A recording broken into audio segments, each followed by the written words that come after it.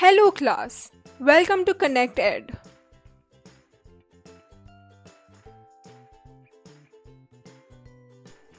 Let's begin with the class now. In today's class, we will be reading the story titled Quality by John Galsworthy. The story talks about two siblings, German shoemakers who were known for their shoemanship.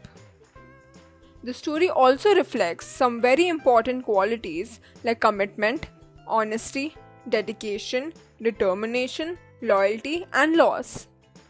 By reading and understanding this chapter, you will be able to learn new words and phrases. It will help you learn better and effective ways of communication. You will also attain a better hold of your English language. Children, working with complete dedication and devotion helps you achieve success. So today, we begin with a chapter that talks about two brothers who made shoes and their dedication and devotion helped them achieve great heights. So children, whatever you want to excel in, dedication and hard work are the key to it. Let's begin with the story now.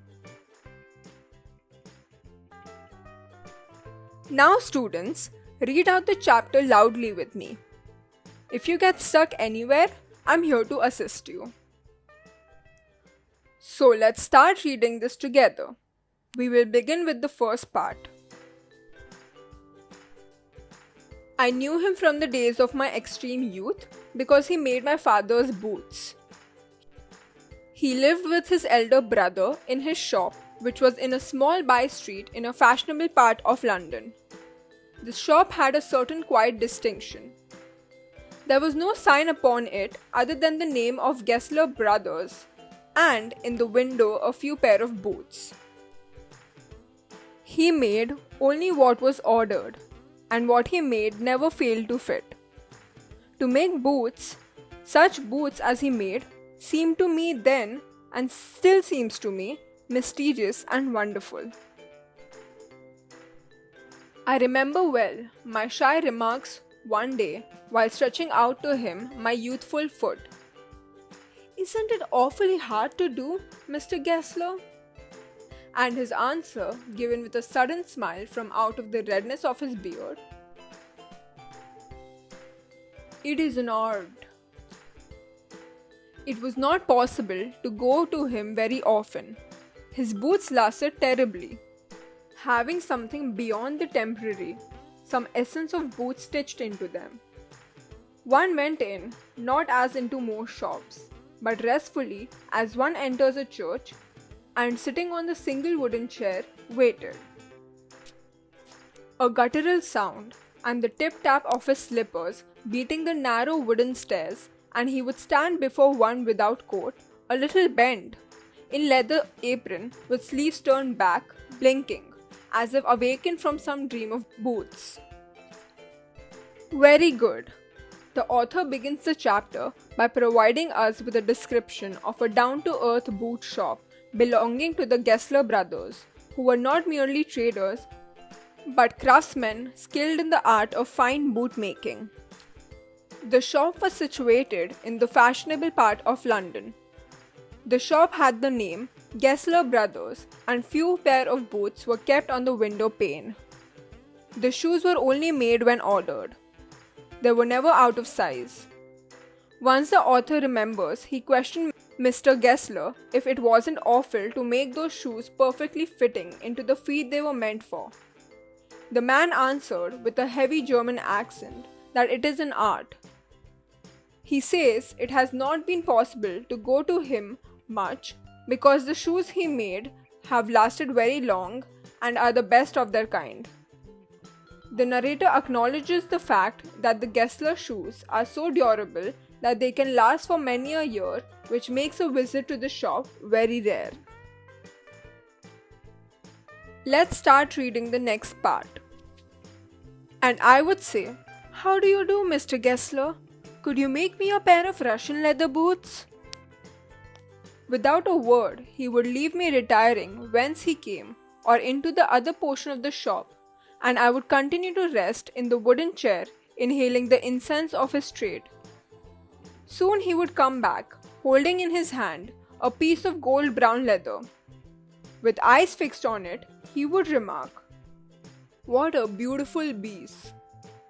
When I too had admired it, he would speak again, "When do you want them?" And I would answer, "Oh, as soon as you conveniently can." And he would say, "Tomorrow? Fortnight?" Or if he were his elder brother, "I will ask my brother." Then I would murmur, "Thank you. Good morning, Mr. Gessler." "Good morning," he would reply, still looking at the leather in his hand. And as I moved to the door, I would hear the tip-tap of his slippers going up the stairs to his dream of boots. I cannot forget that day on which I had occasion to say to him, "Mr. Gessler, that last pair of boots creaked, you know." He looked at me for a time without replying, as if expecting me to withdraw or qualify the statement, then said, "It shouldn't have creaked." "It did, I'm afraid." "You got them wet before they found themselves." "I don't think so." At that, he lowered his eyes as if hunting for memory of those boots, and I felt sorry I had mentioned this grave thing. "Send them back," he said. "I will look at them. Some boots," he continued slowly, "are bad from birth. If I can do nothing with them, I take them off your bill." Good! Now, let's see what the author wants to convey through these lines. In these lines, the author writes about his experience when he once went to his shop. He asked him how he was doing. He also asked him if he could make him a pair of Russian leather boots.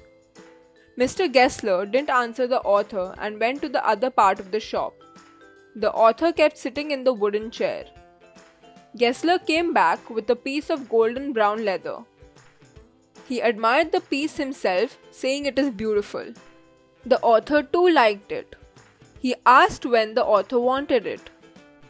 The author replied whenever he can conveniently give it to him. Gessler promised to give him by 15 days from tomorrow. Then the author greets him by good morning.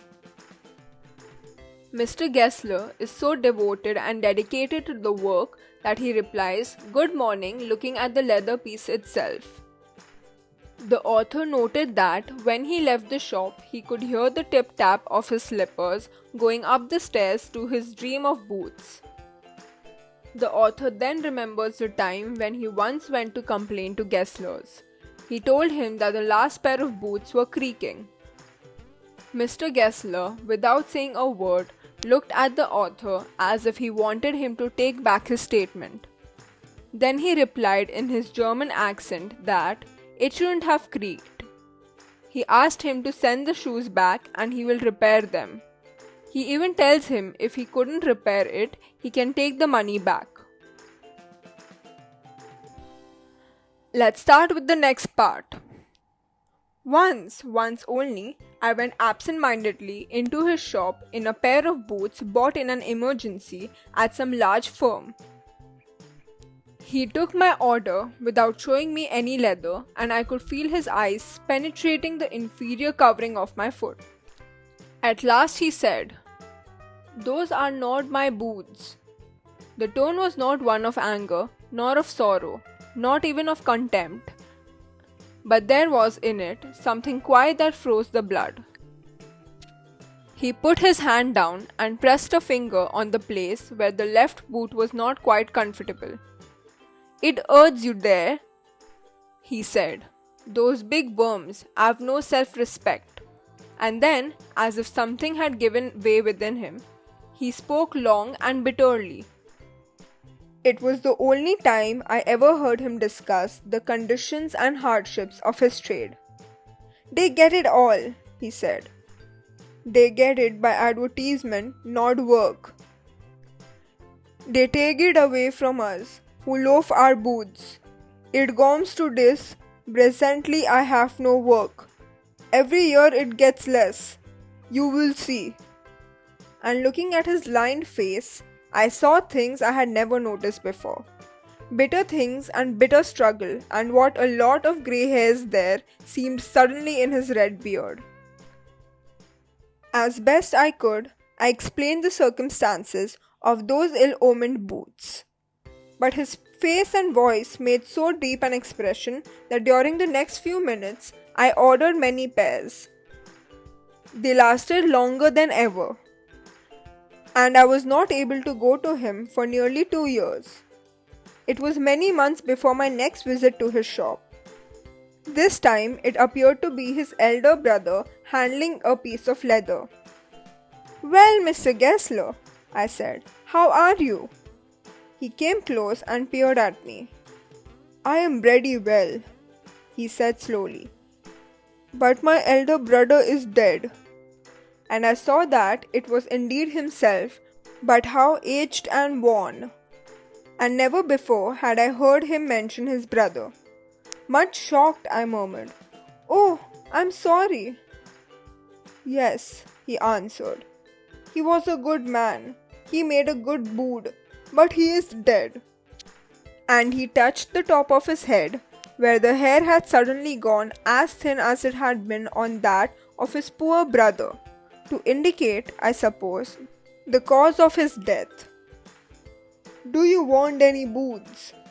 And he held up the leather in his hand. "It's a beautiful piece." I ordered several pairs.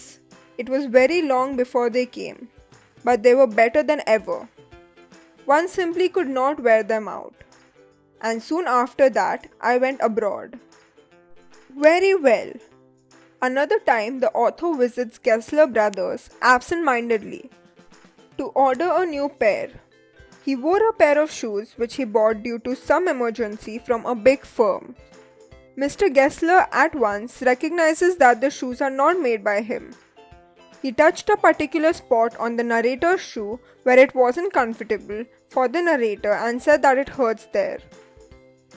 He expressed his contempt that those large firms attract customers through shiny, impressive advertisements to sell their inferior quality products. Then the author explains to him under what circumstances he had to buy those shoes. The author, being pitiful at the Gessler brothers' conditions, bought many pairs. The new shoes lasted nearly 2 years, and in his next visit, he receives quite a shock. When he entered the shop, Mr. Gessler seemed very sad and worried. He informs the author about his elder brother's death. He bought several pairs. The author informs us that it took time to be made but was worth the time, as they were better than before. Then the author left for abroad.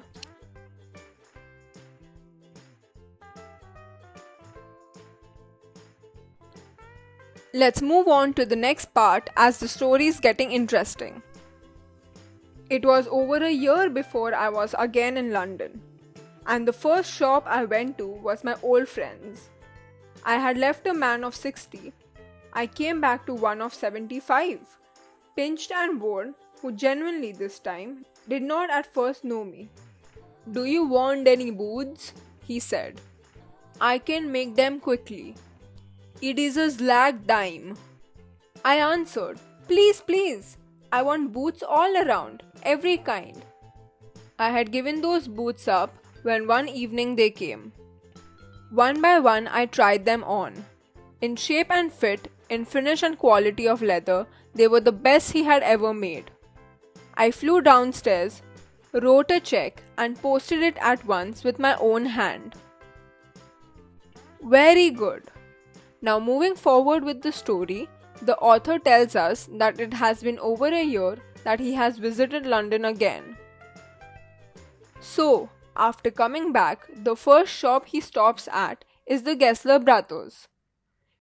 He also tells us that when he left, Mr. Gessler was 60 years old, and now when he visits him again, he is 75. Now he was slimmer and weaker than before. He didn't recognize the author this time. He asked him if he wanted any pair of boots. The author got so excited and ordered every kind of boot from him. He was so eager to try them. All of them were perfect. The author feels that they were the best. As soon as possible, the author wrote him a check. Now, let's read the final part. A week later, passing the little street, I thought I would go in and tell him how splendidly the new boots fitted. But when I came to where his shop had been, his name was gone. I went in very much disturbed. In the shop, there was a young man with an English face. "Mr. Gessler in?" I said. "No, sir," he said. "No, but we can attend to anything with pleasure. We've taken the shop over." "Yes, yes," I said. "But Mr. Gessler?" "Oh," he answered, "dead." "Dead? But I only received these boots from him last Wednesday week." "Ah," he said. "Poor old man starved himself. Slow starvation, the doctor called it. You see, he went to work in such a way. Would keep the shop on, wouldn't have a soul touch his boots except himself. When he got an order, it took him such a time. People won't wait. He lost everybody. And there he'd sit, going on and on. I will say that for him, not a man in London made a better boot. But look at the competition. He never advertised, would have the best leather too, and do it all himself. Well, there it is. What could you expect with his ideas? But starvation. That may be a bit flowery, as the saying is. But I know myself, he was sitting over his boots day and night. To the very last, you see. I used to watch him. Never gave himself time to eat. Never had a penny in the house. All went in rent and leather. How he lived so long, I don't know. He regularly let his fire go out. He was a character, but he made good boots." "Yes," I said, "he made good boots." Very well. A week later, when the author was passing from the street, he wanted to run and tell Mr. Gessler how splendid his shoes were. But to his shock, Mr. Gessler's shop was replaced by another shop. There was a young Englishman. He asked if Mr. Gessler was there. He told him that Mr. Gessler is not there, but he can entertain customers. He still inquired about Mr. Gessler. The Englishman told him that Mr. Gessler was dead. He died of slow starvation. The owner of the new store reveals that during his last days, all the money went in the rents and leather. The faith was quite obvious from the beginning. But both the author and the young man agree that the Gessler brothers made good quality boots. Okay class, now that we have learned all these new words, let's use them in some sentences now. I shall show you some sample sentences now. Later on, make your own sentences with these words and show them to your teacher.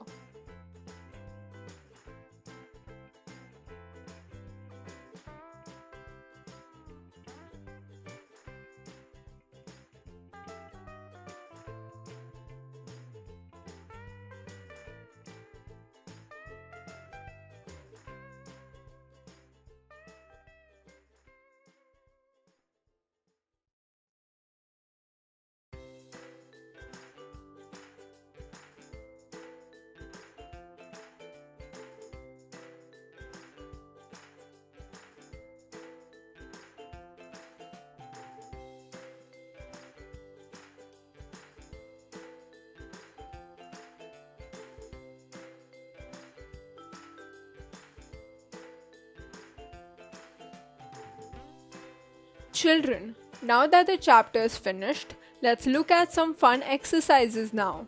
You have 4 minutes to try these questions out.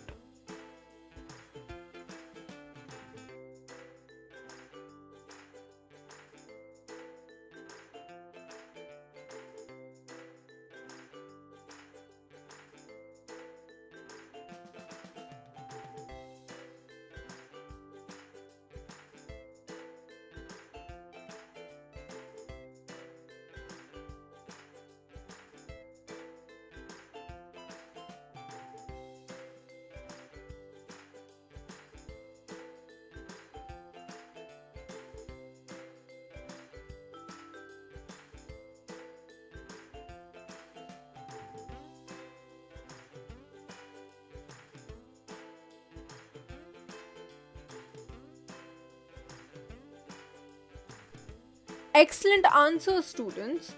Now let's match your answers with the answer sheet.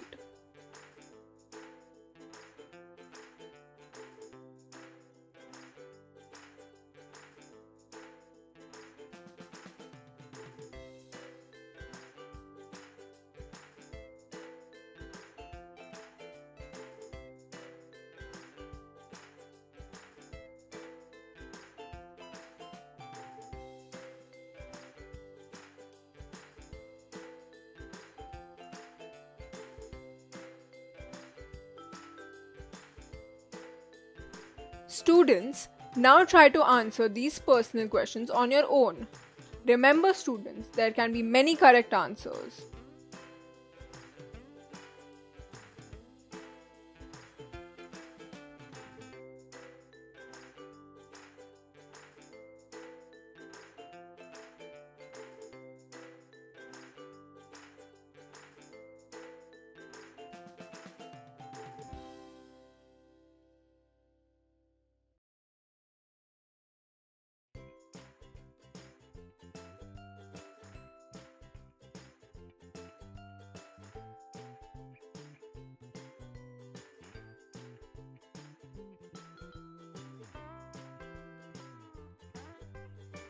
Okay, students, I hope you all were able to grab all the values and morals taught to you in this chapter. So now we move ahead with the class. Now we will start with a small poem titled Trees by Shirley Bauer. The poem is in the form of a catalogue. The poem is describing various advantages of trees. Everyone has different reasons to praise trees and thank them. It is not divided into different stanzas. By the end of this chapter, you will be able to know many different uses of trees. You shall learn to have better conversations with people, learn new antonyms, and have better listening skills. Okay, students, before we begin the poem, I would like you to list down the name of different types of trees. You have 1 minute to write these. Let's start.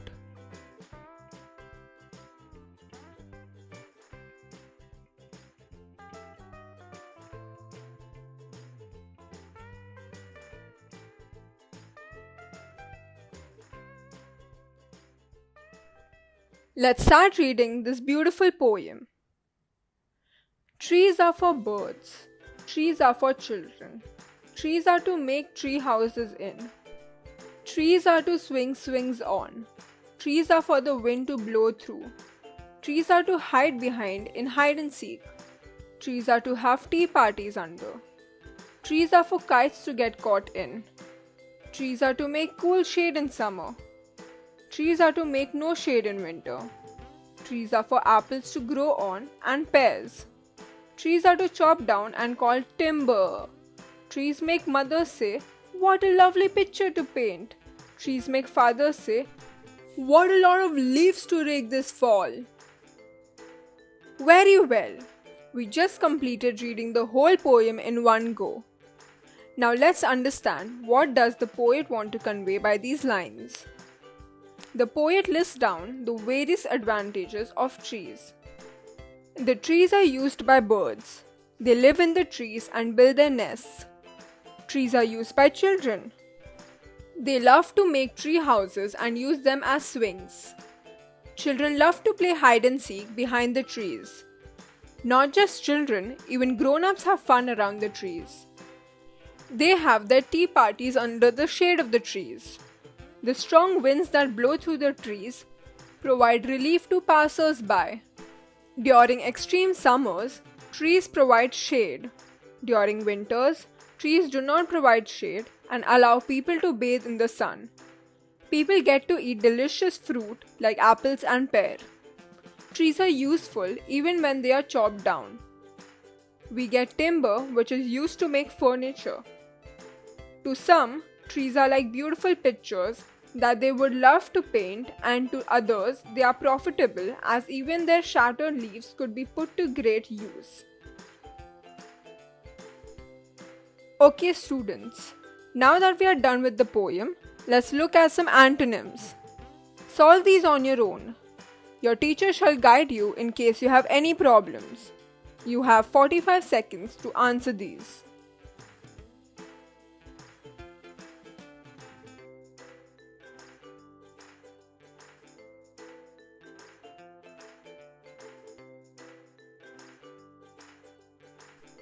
Well done, students.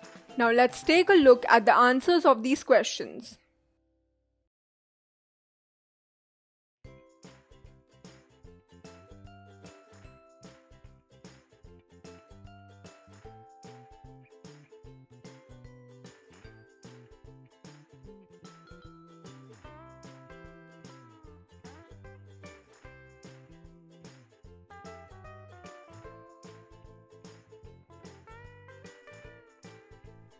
Okay, students, now let's answer these questions.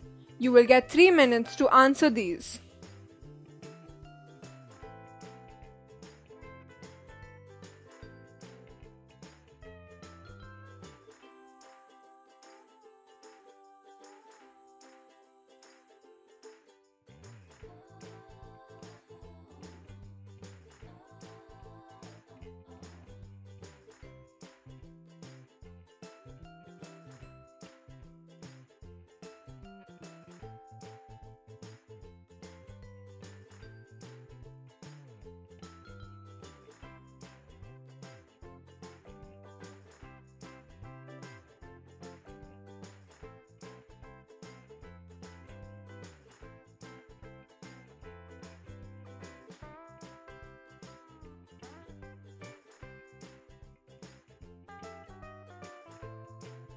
Now, let's look at the answers.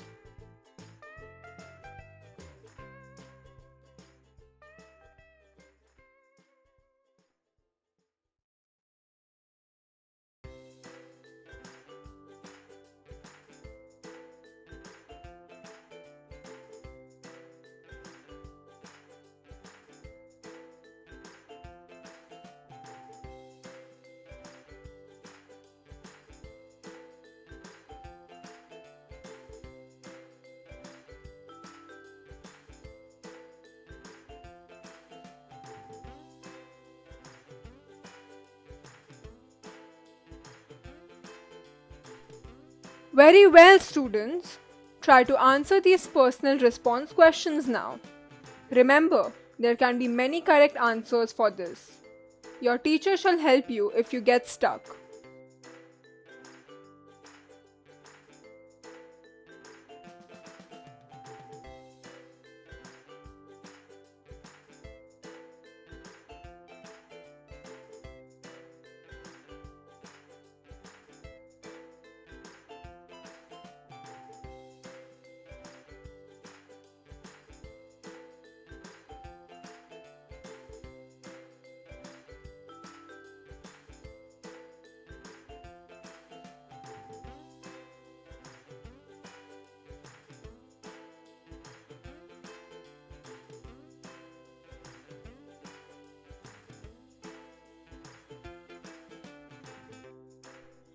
So that's it for today's class. Thank you and hope you all had fun learning.